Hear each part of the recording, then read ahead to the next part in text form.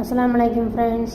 தஞ்சாவூர் ஜாஸ் சமையல் today special pepper chicken செய்ய தேவையான பொருட்கள்: 7 ஸ்பூன் தனியா, 3 வரமிளகாய், 1 ஸ்பூன் ஜீரகம், 2 ஸ்பூன் மிளகு, 1 ஸ்பூன் பெருஞ்சீரகம் போட்டு நல்லா ஃப்ரை பண்ணிக்கோங்க.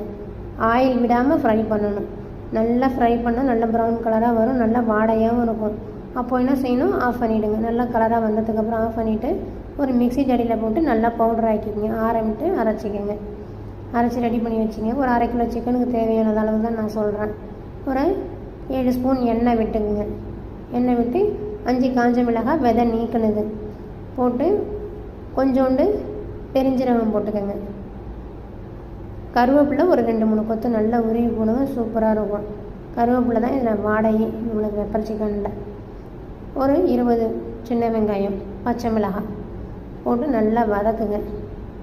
நல்லா ப்ரௌன் கலராக கொஞ்சம் ஓரளவுக்கு கலர் நிறம் மாறவும் புதினா கொத்தமல்லி தழை ஆட் பண்ணிவிட்டு இஞ்சி பூண்டு பேஸ்ட்டு ஒரு 2 ஸ்பூனு ஆட் பண்ணிக்கோங்க. 2 ஸ்பூன் போதும், ஜாஸ்தி போட வேண்டாம், சரிங்களா? கறி கழுவி க்ளீன் பண்ணி வச்சுருக்கீங்க இல்லைங்களா? நல்லா வெங்காயம் ப்ரௌன் கலர் இந்த மாதிரி வந்த உடனே சிக்கனை போடுங்க. போன்லெஸ் சிக்கன் கேட்டாலே கடையில் கொடுப்பாங்க. இது 1/2 கிலோ சிக்கன் தான் மேடம், சரிங்களா?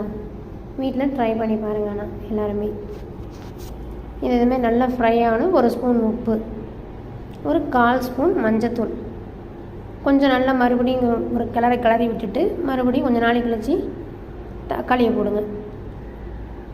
ஏன் தக்காளி லாஸ்ட்டாக சேர்க்க சொல்கிறேன்னா, வதங்கிடும். வெங்காயம் தக்காளியோட போடணும் அப்படி இப்படின்னு சொல்லுவாங்க சில பேர். இப்படி போட்டால் உங்களுக்கு நல்லாயிருக்கும், வதங்கிடும். சுத்தமாக இதில் வெங்காயம் தக்காளியே கடைசியில் தெரியாது உங்களுக்கு, நீங்கள் ஃப்ரை பண்ணி பார்த்தீங்கன்னா. நல்லா வதக்குங்க. வதக்கிட்டு திரும்ப அப்புறமா அந்த பொடின்னு கட் பண்ணி வச்சுருக்கீங்க இல்லைங்களா, மறைச்சி மிக்ஸி ஜாடியில், அந்த பொடி எல்லாத்தையும் இதில் 5 ஸ்பூன் 6 ஸ்பூன் தான் வரும் பொடி. அப்படியே நீங்கள் போடலாம். இல்லை எனக்கு கொஞ்சம் காரம் ரொம்ப ஜாஸ்தியாக இருக்குன்னு நினச்சிங்கன்னா ஒரு 2 ஸ்பூன் கம்மி பண்ணிவிட்டு ஒரு 4 ஸ்பூன் போட்டுக்கோங்க. போட்டு நல்லா ஃப்ரை பண்ணி விடுங்க. தண்ணி வந்து ஒரு 3/4 கிளாஸ் தண்ணி ஊற்றுங்க. ஒரு டம்ளர் எடுத்திங்கன்னா ஒரு 3/4 கிளாஸ் தண்ணி ஊற்றி நல்லா வேக வைங்க.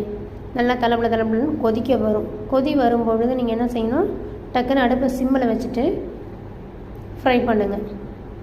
இதே மாதிரி நல்லா ஃப்ரை பண்ணிக்கிட்டே இருக்கணும். நீங்கள் இப்போ தண்ணி ஊற்றுற ஸ்டேஜ்னால் உங்களுக்கு வந்துகிட்ருக்குது. நீங்கள் நல்லா ஃப்ரை பண்ணிக்கிட்டே இருந்தீங்கன்னா நல்லா ஃப்ரை ஆகும், டீப் ஃப்ரை ஆகணும். அப்போ தான் பெப்பர் சிக்கன் இதுக்கு, சரிங்களா? பண்ணுங்கள், ஷேர் பண்ணுங்கள், சப்ஸ்கிரைப் பண்ணுங்கள்.